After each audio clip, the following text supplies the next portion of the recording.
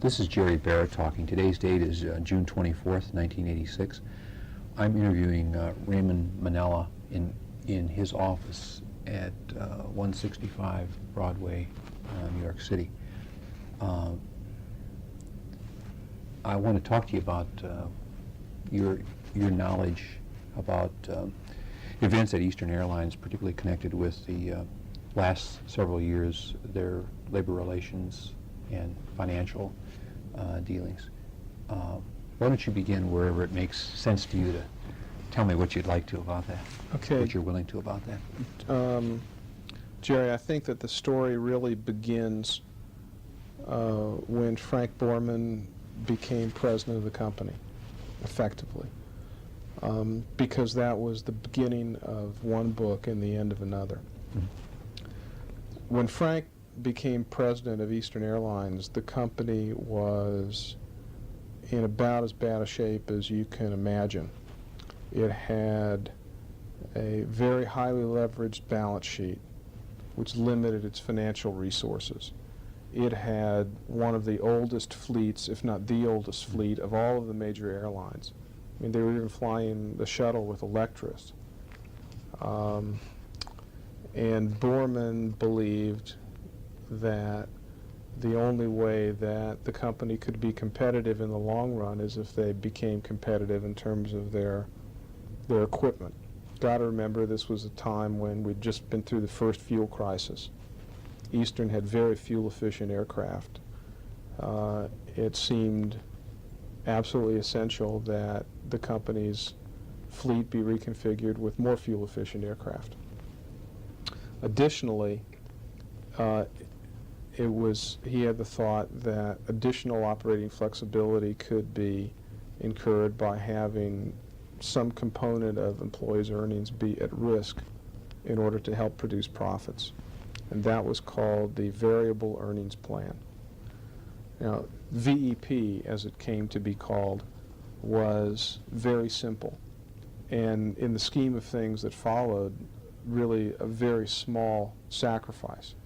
It called for 3.5% of the employees' wages to be at risk, so that if the company didn't make a 2% profit of net income to revenues, which was the target, then they could draw on as much as 3.5% of the total wages of employees to help make up the difference, until such time as they got a 2%. If they made the 2% without drawing upon the wages, then the employees got all of them back, plus they got 1/3, one out of every $3 of net income that was above the 2% level until they'd gotten an additional 3.5% back. So there was symmetry there. Mm-hmm. And in essence it was a limited profit sharing plan. And what they were trading is a possible 3.5% at risk for an additional possible 3.5%. Difference being that they took all of the first dollars at risk, and it was 1 out of every 3 on the upside above. Okay. So that was really the first attempt, at least that I'm aware of, in the airline industry or at Eastern, to have the employees' wages be in some measure or other connected to the financial health of the company. Mm-hmm. Frank was a very charismatic guy and was able to get it accomplished. Okay, hold on. Okay, we're back on. All right. The VEP stayed in place for 5 years. And during the course of that time, it turned out to be basically a one-way street from the standpoint of employees. That they gave up 3.5% of their wages, but they didn't get anything back. And as a result of that, the machinists union, when they were renegotiating their new contract, or negotiating their new contract, made one of their points that VEP was only for a 5-year special deal, and it wasn't part of their contract from the Railway Labor Act point of view. It was part of the status quo. I can digress for a moment. This is an important dynamic. labor relations in the airline industry are governed by the Railway Labor Act. Back in the early part of the century, when the railroads were essential to the health and well-being of the country, it was decided that it was against the national interest for workers to be able to strike a railroad, so that instead of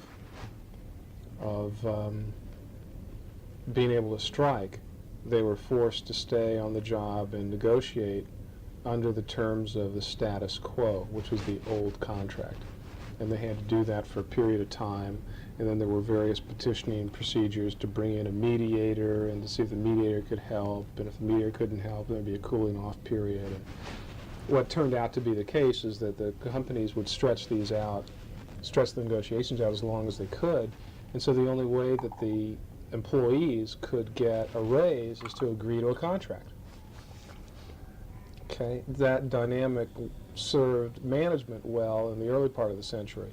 It served the labor unions well in the late 70s and early 80s in the airline industry, because as the airline industry became an unregulated industry, market pressures forced wages of non-union carriers lower. And so in order to have similar cost structures, the unionized carriers needed to push wages lower too, but they couldn't because of the Railway Labor Act. Okay? As long as the agreement stays in effect, the wages cannot be reduced. Mm-hmm.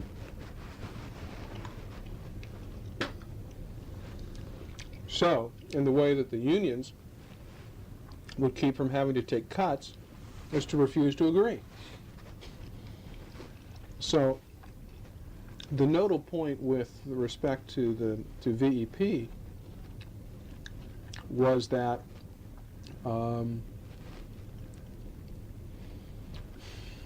management argued VEP was part of the status quo, and the machinists union held out that it wasn't, and that Borman was stealing the money from the IAM.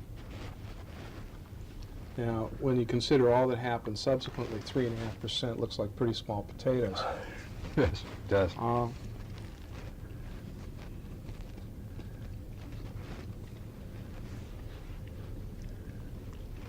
Excuse me, I'm eating my sandwich. But that really is the acorn from which the oak of Frank and Charlie's animosity grew, because Charlie bet his reputation on getting that money back, and Frank bet his reputation on being the steward who was interested in the welfare of all employees. Now, when this negotiation went on over a period of time. Okay. Could you call Nick DeFotis and have him come over? Okay. Okay, we're back on. All right, so if you reflect on the Railway Labor Act situation, it meant that after they went through a process, then they could strike. And that the end of that process ran out in February of '83. Okay. And the union was very sophisticated in figuring out what Eastern could do. You're talking now about the machinists Yes. specifically? Yeah. Frank Borman had rallied the troops, saying how, everybody was going to stand tight against the machinists, and, they're going to fly through a strike, and they were training executives on how to throw bags, and everybody's really looking forward to this. And then at the final hour, right before a strike, the company caved and agreed to wage increases of something like 30%, 32% over the next year or so, 2 years. And what that did is they held the line with every other labor group.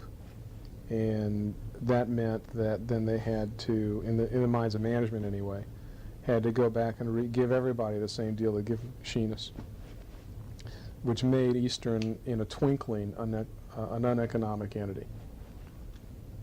Could they have taken the strike, do you think? There's a difference of opinion on that. Borman believed that they couldn't. And I think that there may have been some personal concerns there that aren't reflected on the numbers. I mean, there was one guy, for example, a machinist, who was thought of as being somewhat more pro-company or anti-Charlie, who worked in Atlanta. In the Atlanta area is the main, at least an area which is not politically in Charlie's camp, the machinist union. Okay. Anyway, he came down to Miami and he was going to talk to the machinists in support of the company's position. And he got shot with a shotgun in the parking lot of the airport. As I heard the story, they blew his hand off. Oh, boy. There was another fellow who was in the Miami base who spoke up in favor of the company's position. His house was firebombed. I think that Borman was afraid that if there was a strike that somebody get killed, Mm-hmm. Mm-hmm. or that that stewardesses crossing IAM picket lines would be assaulted and hurt. And I think that he was concerned that if that happened, number one, that it would happen at all, but number two, that if it did happen, that he would never be able to put the company back together again.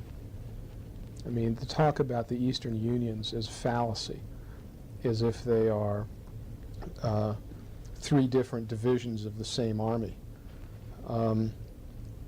It's really class warfare, because the pilot, you know, how can any self-respecting working man look at an airline pilot who has to fly 55 hours a month and make over $100,000 a year and think of him as a blue-collar worker with whom he has anything at all to deal with? It's a different class. Yes. Okay, and what's happening at Eastern Airlines, at least one dimension of it, has been class warfare. So anyway, this thing, by agreeing to the machinist demands, and by the way, the machinists had calculated that the company could not take a strike, that they would run out of cash in 14 days.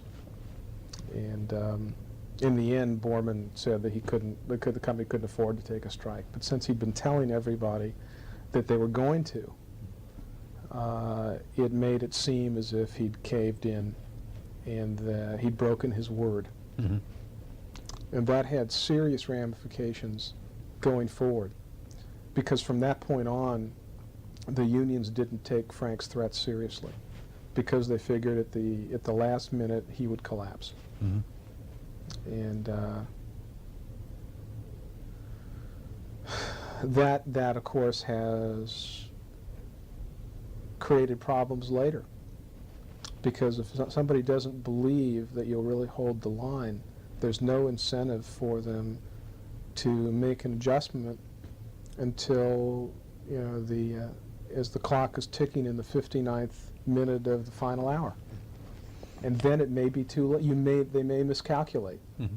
Okay, so anyway, the banks and Merrill Lynch had to be part of the solution in the spring of '83.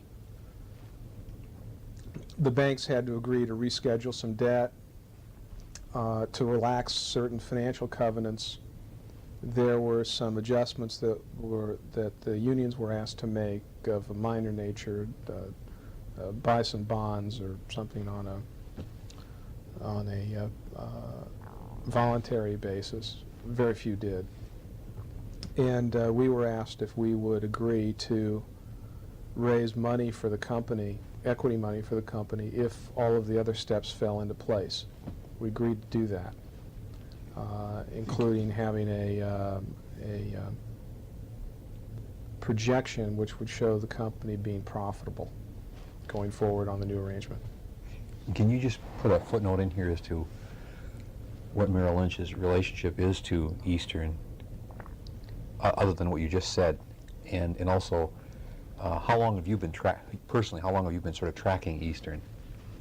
Merrill Lynch's relationship to Eastern is that of its investment banker. During the first 5 years of that relationship, from 1976 until 1980, we were a co-manager with Lazard Frere. So the Eastern had two financial advisors, Merrill Lynch and Lazard Frere. Okay. I joined the Eastern account as a first-year associate. I've been in the business now for 10 years, so that I have worked as Eastern's investment banker for all of my working career. Okay. All right. And you know, I started as the most junior guy, and I'm now the most senior guy. So it's in a very special way, a special company for me. And then from 1980 until 1985, we were Eastern's sole investment banker. And then in 1985, Solomon Brothers came in, and we were joint with Solomon Brothers, basically until now. Okay. But we have been the one investment bank that has had the continuity over the decade. Mm-hmm. Okay. I mean, I knew all these people when they were young.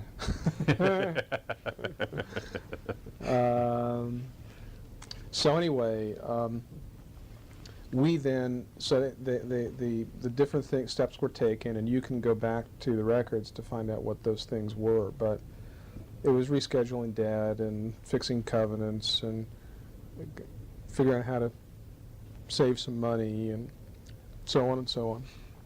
And so based on that, we raised a $75 million equity offering comprised of common stock and warrants. And right around the May, June, and part of July, the airline market was like this, going up. Our business was good, it was booming. The stock was at that point at 7.5, and our analyst told us at a breakfast that he could see the stock going to 30. I mean, it was very quite bullish on it. And so we did the offering, and then a week later, 2 weeks later, very short period of time, Eastern got a new projection, and they decided that the business was rapidly deteriorating. That it started to deteriorate in July a little bit, that when we did the deal in August wasn't clear, but they decided that August had deteriorated a lot, and that September was going to deteriorate even more. And based on that, they said, well, let's redo the projection, and decided that they were going to lose a ton of dough for the rest of the year. And at that point in time, Frank Borman changed his mind about how he wanted to deal with the future. Instead of trusting that the economic environment was going to bring them out, he decided that the only way to be successful was to cut the wage bill.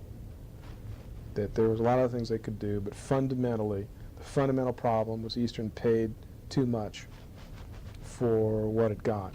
Mm-hmm. Or another way to look at it was getting too little for what it was paying.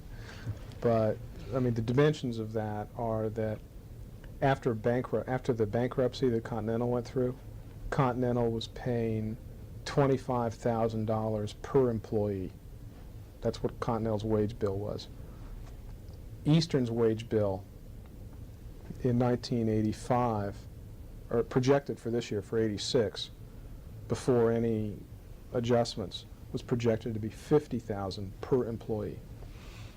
Now, when you have 40,000 employees, $25,000 per employee is $1 billion a year. $1 billion a year.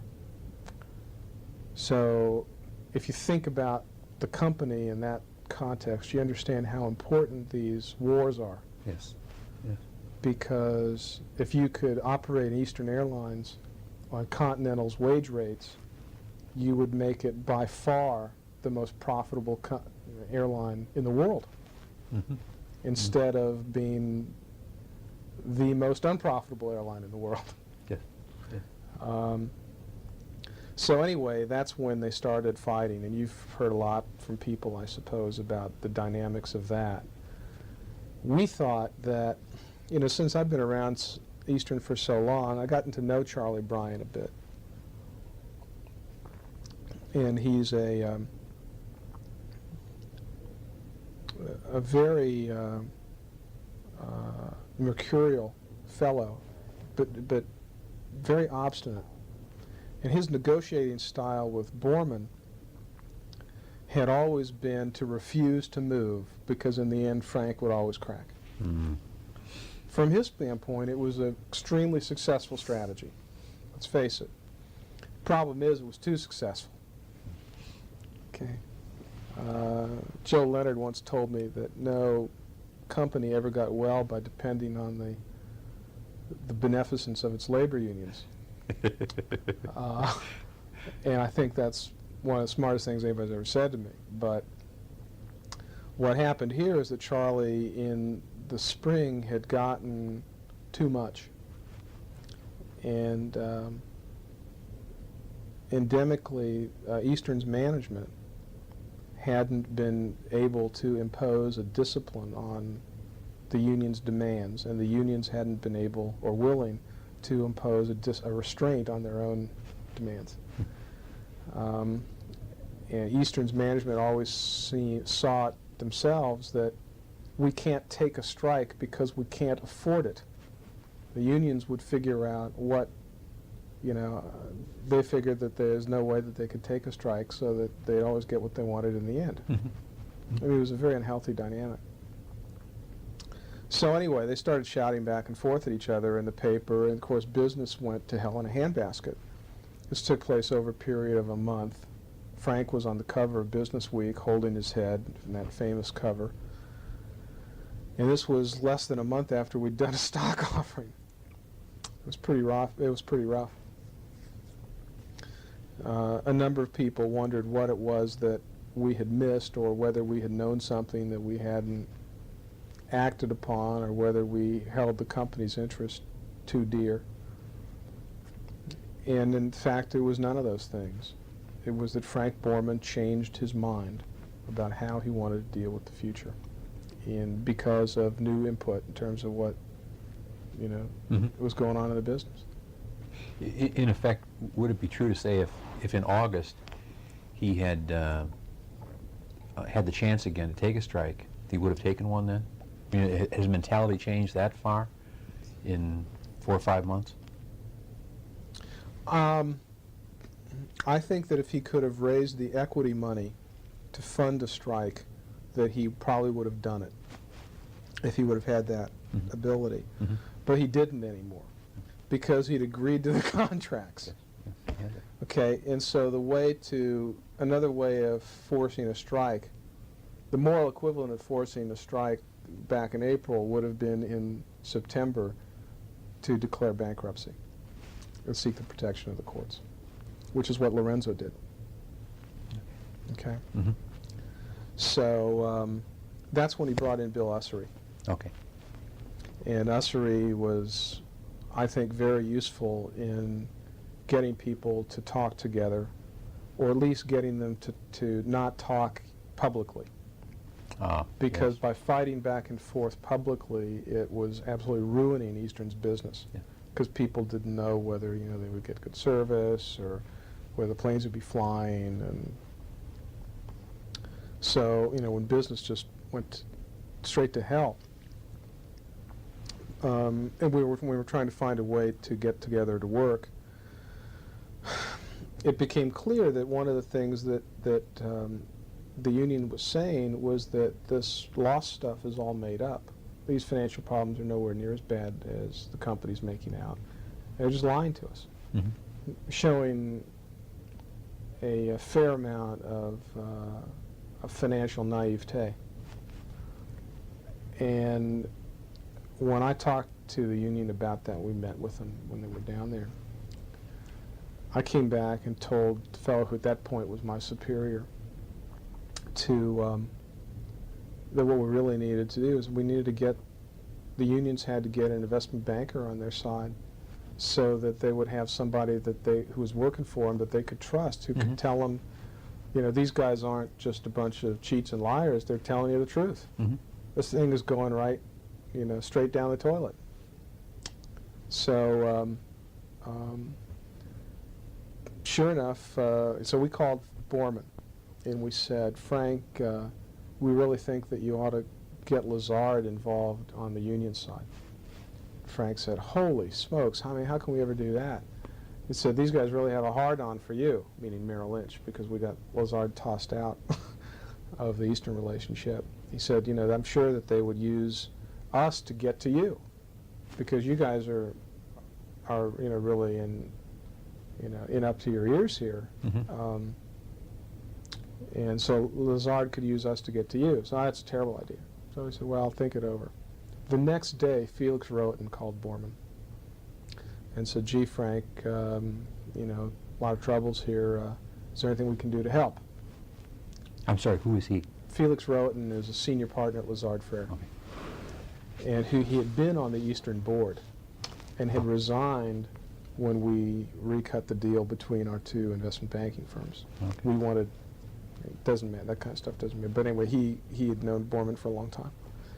So Frank called up and said, gee, what should we do? We said, you should do it. So they signed Lazard up to be helpful to them with the unions. And was it with the unions okay? no, well, that's sort of what happened next. The union said, screw this. I mean, this Lazard Frères firm has been Eastern's investment banker. There's just a bunch of tools and management. We want our own guys. So they wanted to get a firm called Locker Abrecht, which, near as I can tell, was comprised of two guys, Locker and Abrecht, whose business it is to advise unions in financial matters. So what happened is they became the joint advisors to the unions. And in the middle of October, a peace pipe was smoked. They had a joint press conference between the unions and the company was held. And they said, we're going to work together to resolve Eastern's problems. So they did, just to say problems. Okay. We're back on. And during that period of time, the time that this press conference was held was right when the flight attendants could have struck. But they said they wouldn't strike, and everybody worked together and keep going. Now, what happened then was they had about 2.5 months before the end of the year, because it was middle of October. Okay. And Eastern has a lot of financial covenants relating to its debt, which it would, it would be in violation of. Yeah. So. Okay, we're back on. All right, so that what we were really dealing with is that we had a deadline of effectively December 31st, that if we did not have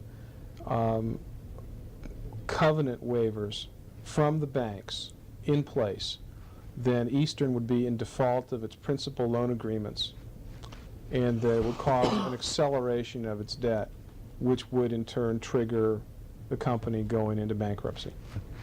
Now, it takes about 6 weeks in the usual case to get lenders to turn around covenants, because Eastern has probably 120, 130 different institutions that it's lent money to it, and about half of them are in Europe. And the process over there is a lot slower. But on a very expedited basis, with people flying around on airplanes to personally get indenture waivers, they figured that the fastest they could possibly do it is 3 weeks. So the real deadline was not December 31st, but rather about December 7th or 8th. Mm-hmm. Well, then, during the period of time between October 15th then, or October 12th, I think the date was, and the first part of December, Lockeray-Brecht and Lazard was doing their study Okay. to show what the financial condition of Eastern was. And the study showed that Eastern needed something like $360 million worth of wage relief. The unions, particularly the machinists union, was absolutely unwilling to grant relief of anywhere near that order of magnitude. Did they recognize, though, the study proved that truth was being told? Yeah, I think in the end they did, but they didn't know what to do about it. Mm-hmm. I think the position of the IAM was that they had never undid a contract. Mm-hmm. And, if you got a problem, fine. Come talk to us when it's time to draft a new contract. But until then, a deal's a deal. And I think they were also concerned that if they agreed to make an adjustment at Eastern, that a bunch of other companies would come after them. And so I think the real fundamental problem the IAM had at that point was that, although it recognized that there had to be an adjustment made at Eastern, they didn't know how to do it where it was politically acceptable, Mm-hmm. where it wouldn't hurt the IAM nationwide in terms of the national.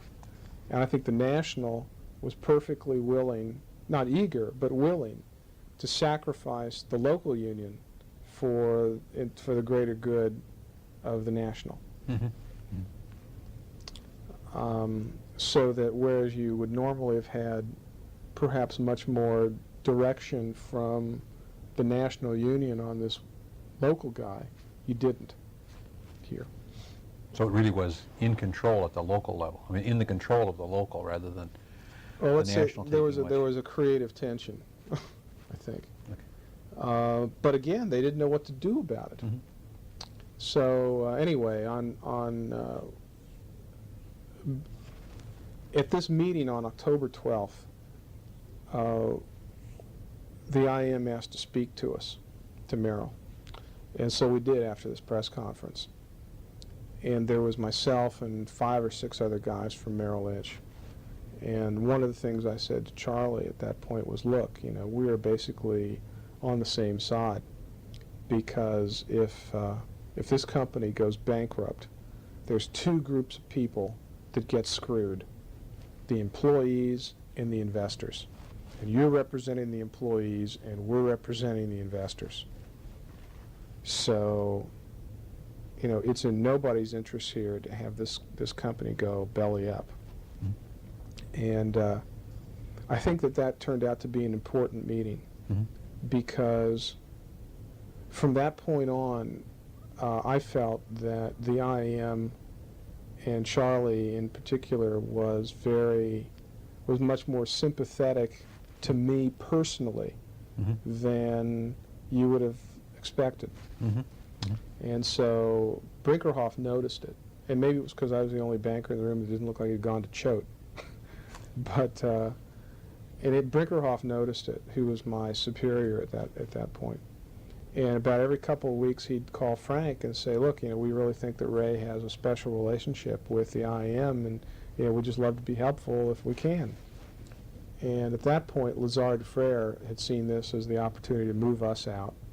So they'd come in, taken control of the situation, and we were almost completely frozen out of the situation.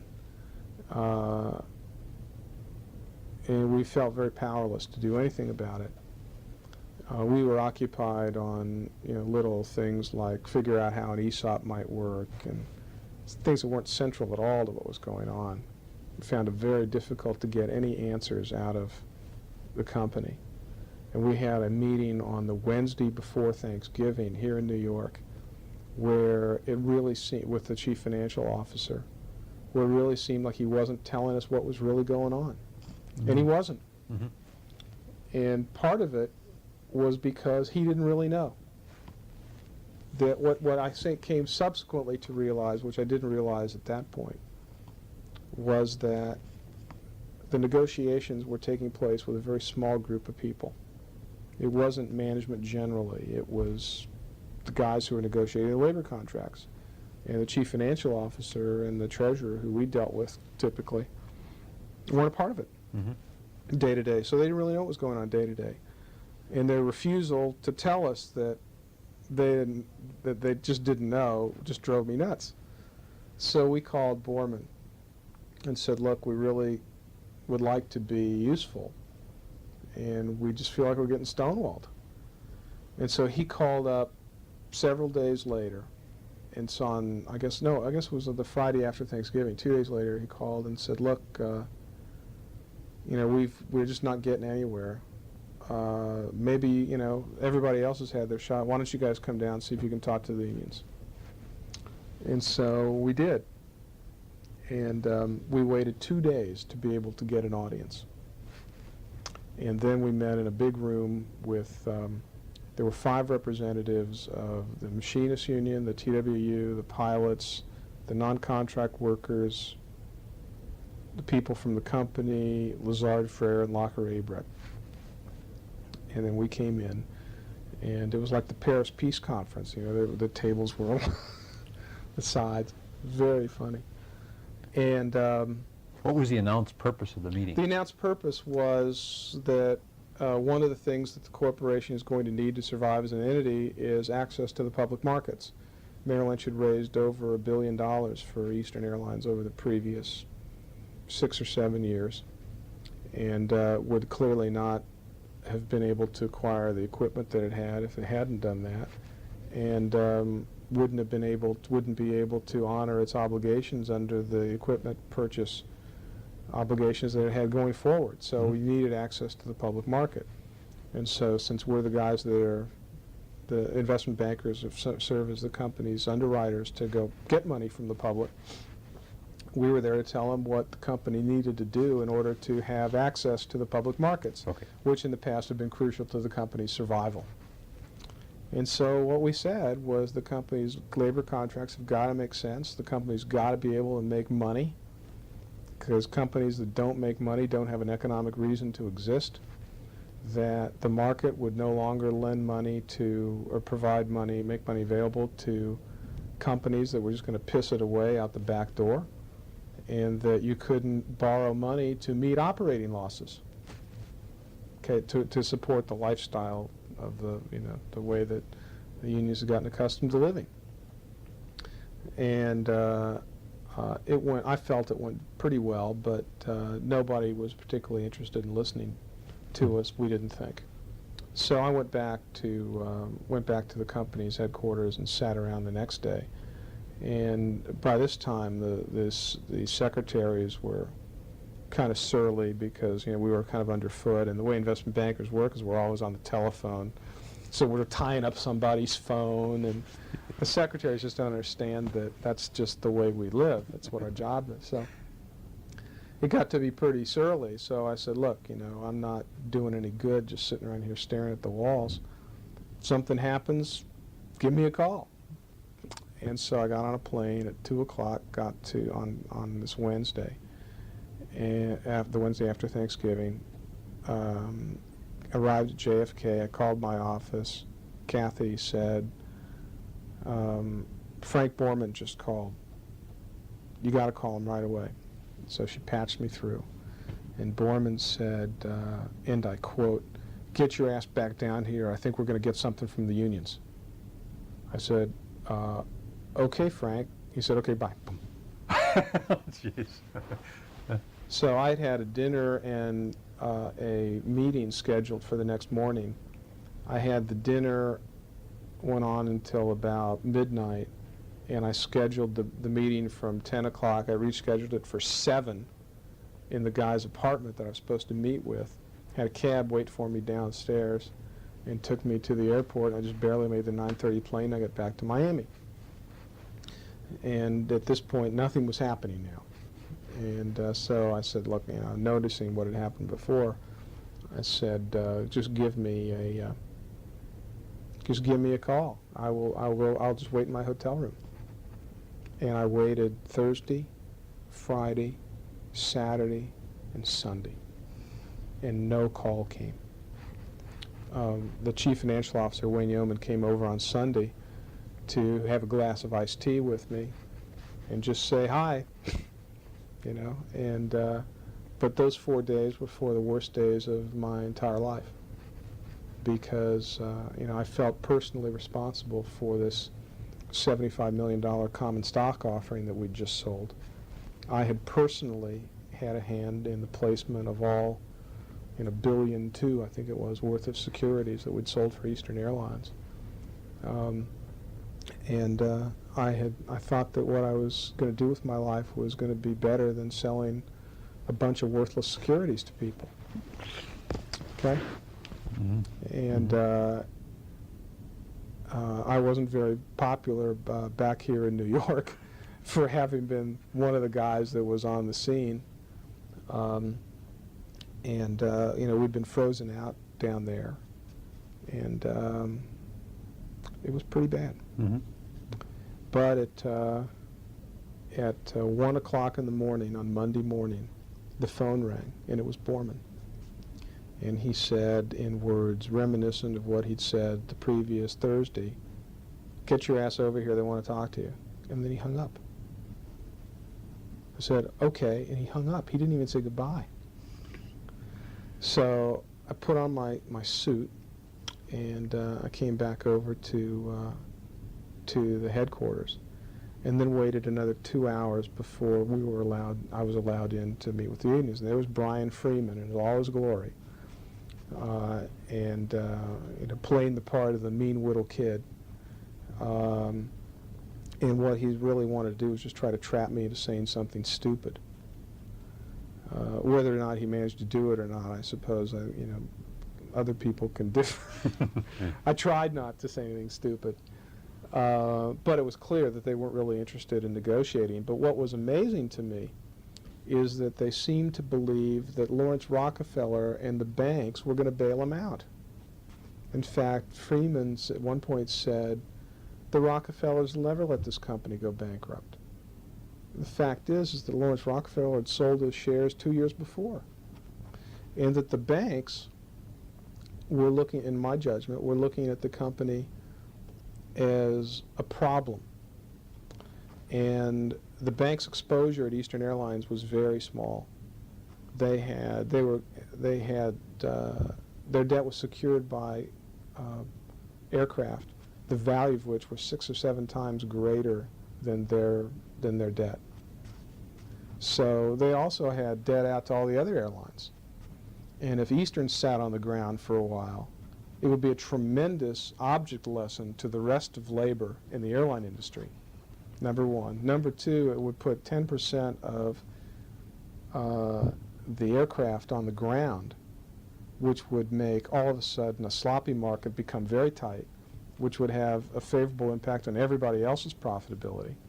Maybe even those companies where the banks were exposed to a greater extent than they were at Eastern.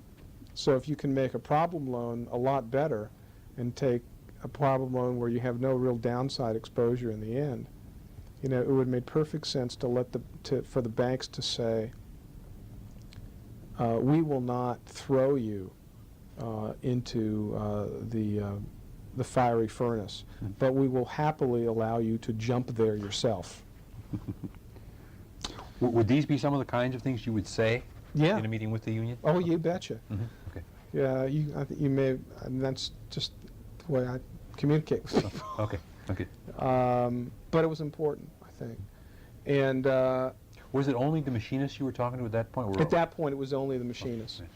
And so after I was dismissed, at that point it was 3 a.m., so I just hung around to see what happened. And then about 5 o'clock, Frank Borman and John Peterpole got into a shouting match in Borman's office, which ended up with somebody, you know, slamming their fist down on the desk and Peterpole bursting out of the office, storming down the hallway. And they said, okay, you know, that's it, forget it, you know, we're walking out, we're breaking off negotiations. And on their way to the door, to the elevator, walking out of the building. Now remember, this was an important event because they had been negotiating for over a year, and now they were breaking off negotiations. John O'Haran, who was one of the partners of Lazard, who was on the premises, tried to grab Brian Freeman and cut a deal with Brian Freeman on the way to the elevator. And that seemed to me to be really stupid. John's a great guy, and I suppose if you end up printing something, we'd leave his name out, if that's okay. Mm-hmm. But the point is that it was completely inappropriate for him to be trying to cut a deal with somebody as they were making a statement walking out of the building. I mean, whatever you said to them, you were throwing away. If it was a good chip, you were just throwing it on the fire. So after I watched that performance, I asked Ussery if he would have a beer with me.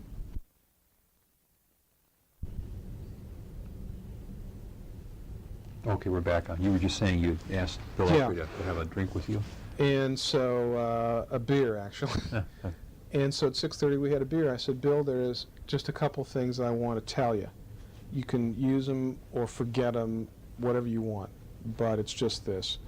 Lazard tried to cut a deal with the unions on their way out the door. That was stupid. And they were proposing things that they had no right to propose because they hadn't been cleared by the company. So you are nuts if you let Lazard anywhere near this negotiation because they don't know what they're doing.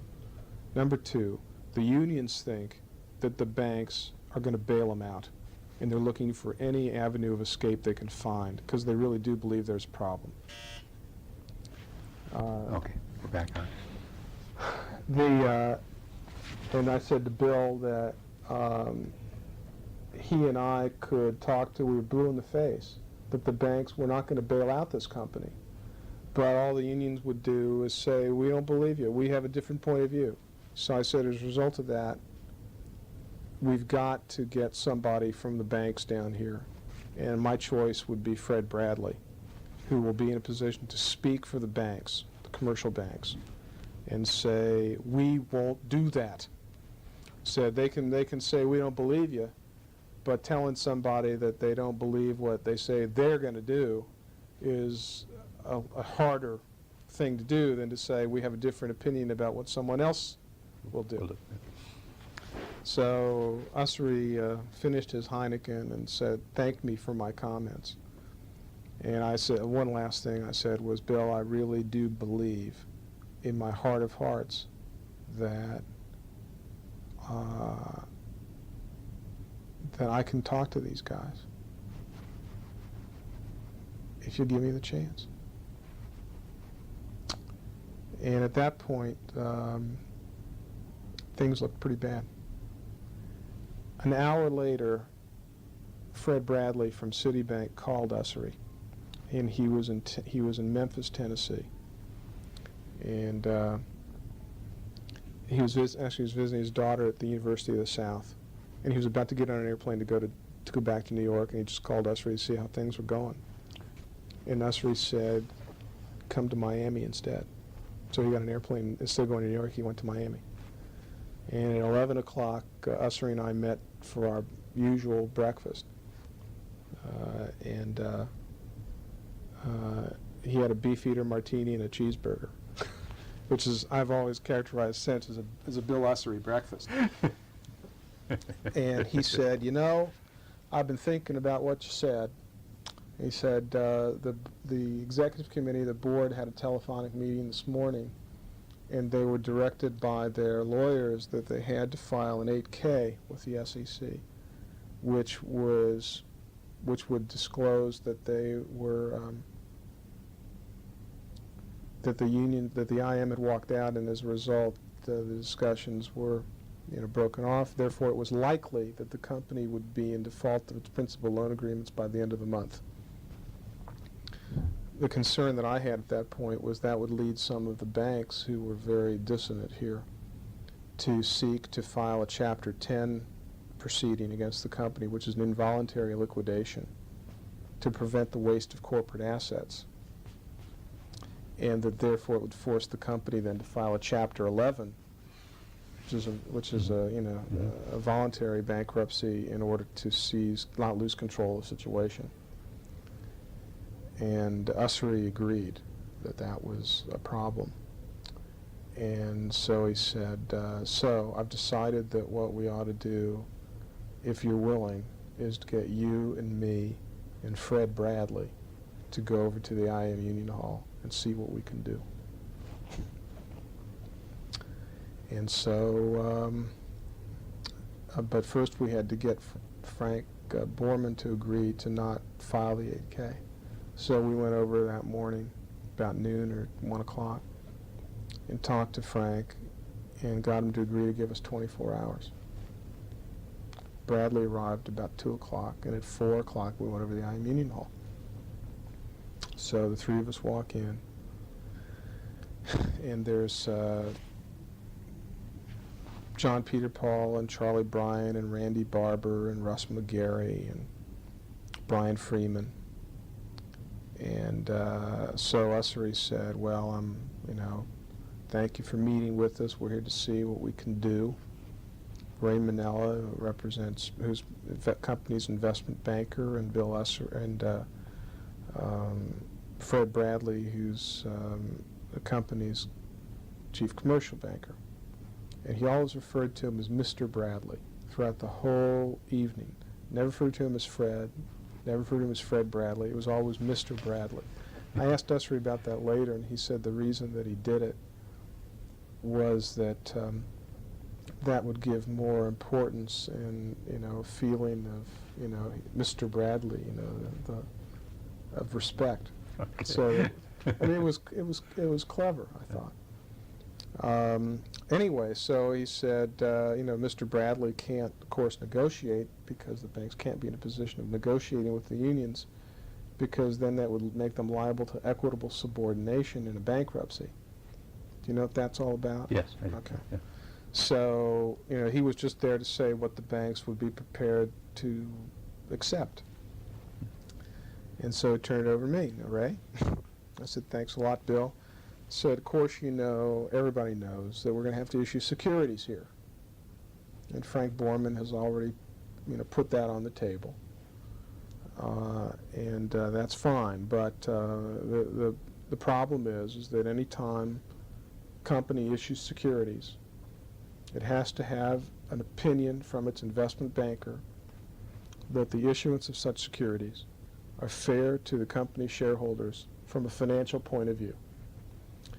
And so that means that we need a letter from the company's investment banker, namely us, saying that it's fair. So I'm here to talk to you about what Merrill Lynch would be prepared to support. I said, because you can handle back, I didn't think I used the word handle, so you can argue back and forth with each other all you want, but you can't negotiate an investment banker's opinion letter. It's either fair or it isn't. And they all said, oh, okay. So I said, let's talk. Of course, the whole thing was nonsense. They were negotiating a labor contract. They didn't need an investment banker's opinion. What I in effect said was that the only guy you've had to satisfy over the last couple of years is me. So here I am, so satisfy me. It was horseshit, but what it did was enable me to have a reason to be sitting there talking to him. Mm-hmm. And so we went back and forth for a couple of hours, and it became apparent as I talked about the business and we went back and forth that they really did understand that there was a problem, but that they couldn't figure out a way around it. Charlie had made a rallying cry that dollar for dollar, we were prepared to consider something and get securities in return, but it has to be dollar for dollar. And what he meant by that was $1 worth of cash for $1 worth of securities value. And of course, at that point, Eastern had something like 25 million shares of primary stock outstanding on a fully diluted basis. Maybe it was 50. And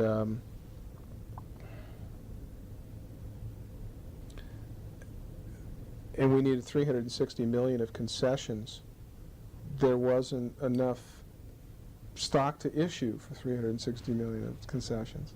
So I said, listen, we can't make this like, Weimar Republic paper. There's only so much we can issue. And the unions can only own a certain percentage of the company before it starts to become a problem for other constituents of the corporation, like the debt holders, like other investors. Because if the employees seized control of the company and they could operate it solely for their benefit, it's not going to be to the benefit of security holders or other common stockholders. And so a balance has to be struck. And we think the most you can own is 25% before that starts to become a problem. And John Peter Paul from the union said, well, that's all we're prepared, that's all we want to own. And then it became clear that really Charlie had said dollar for dollar, and he was unwilling politically to settle for anything less, and there wasn't enough common stock. Borman, by the way, had already gotten the approval of the board to give him 25% of the company for wage concessions. And Charlie was so there was a $250 million gap between what 25% of the company was worth and the amount of concessions that we needed. And sitting at the table, all of a sudden, and I mean all of a sudden, I understood the solution. It was just like that. It was like it was truly like the answer to a prayer. And the solution, the financial solution, was in front of me, and it was three-dimensional, and it solved every problem, and it never changed. And it's what we did, and that was the creation of the wage investment plan. The crux of all of this was really the marrying of what was on the table already and an understanding of what the political reality was, because this was no longer just an economic matter anymore, it was a political matter. The union needed some way to keep its honor intact and to negotiate a solution which did not rip apart the contract. The company needed a solution which enabled it to get a wage reduction and not have to borrow, put out debt securities in order to get, because that would be borrowing against the future, or eating the tail of the dog, depending on how you look at it. And what the solution was to take the amount of the shortfall between the amount of work rule changes they were willing to do and the value of 25% of the company in common stock, and it was 260 million, and say, okay, that is what you are going to pay for this preferred stock, for issue of preferred stock. Borman already had profit sharing on the table, 20% profit sharing. So I said the dividend rate on the preferred is 20% of the net to common, which meant that after you pay all the other issues of preferred stock, bring them current, then whatever's left is net to common. And 20% of that will go to the employees. That looks an awful lot like a 20% profit sharing plan, you may notice. That the issue is without a par value, but it will be self-liquidating. So you're paying $260 million for it. When you have received $260 million worth of dividends, it will automatically convert into 3 million shares of common stock. Okay, back on. Okay, so what we in essence had on the table before, which was summarily dismissed, was a 20% profit sharing plan with a 25% equity ownership position in the company. What we got it traded for was, what they accepted was 3 million shares of a participating convertible preferred. There was a 20% position, and when that had been paid off over a period of just a second.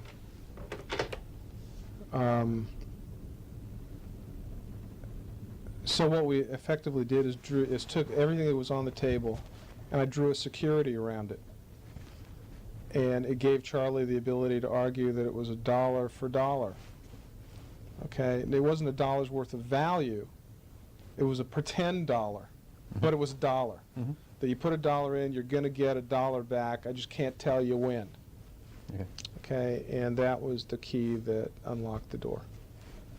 And it took some period of time to do. We negotiated for several more hours, but in essence, that deal was the one that stuck. And I called up my own firm and told them, and one of the senior guys I talked to said, you and I can't make this decision on the phone. I said, well, Frank Borman's on his way over to shake hands on it. And when I called Frank and told him what it was, his first thing said, we can't do that. We can't issue more preferred. I said, no, Frank, this deal's good for you. Let me explain why. And he said, oh, okay, we can do that.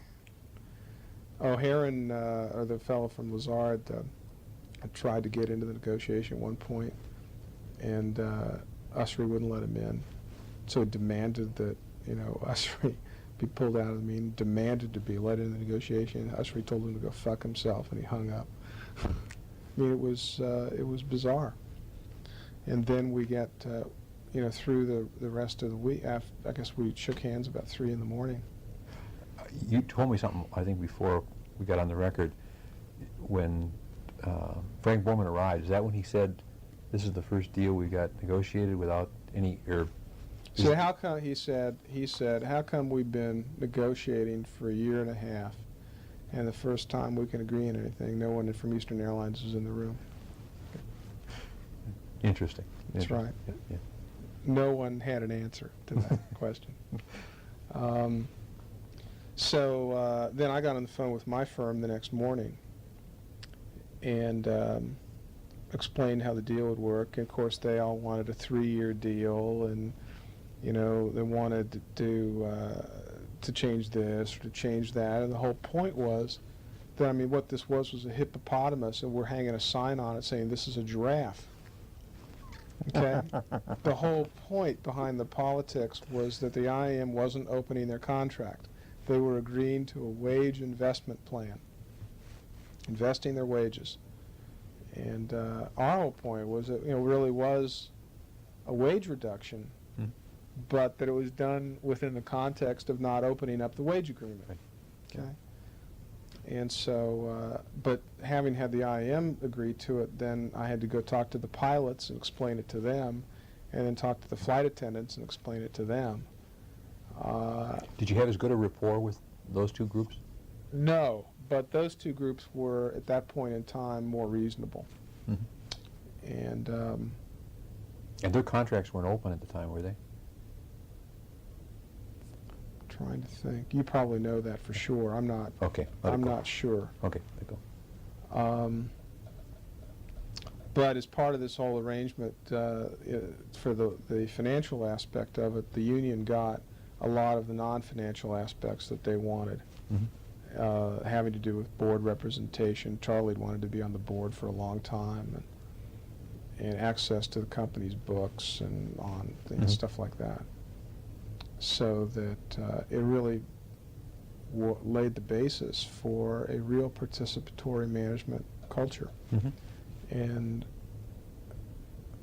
I believe that Frank Borman at that point had looked into the jaws of death and had decided that he really didn't want to tank the company, and that he really wanted to find a way to make it work, and maybe this would work.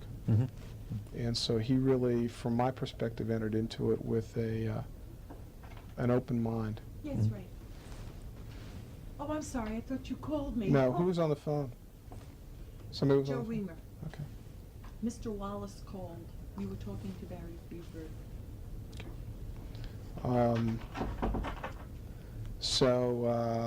Anyway, we really were very, very hopeful of what we had accomplished. The next week, the IM had their big meeting, all the shop stewards in Atlanta, asked me to come down. Charlie Bryan introduced me as the architect of the solution. of the plan. And I haven't, because we've been interrupted, I haven't described exactly what the whole thing was and how it fit together. But the title of it's pretty self-explanatory. It was a 20% participating, non-cumulative, convertible, self-liquidating, junior preferred stock. Okay?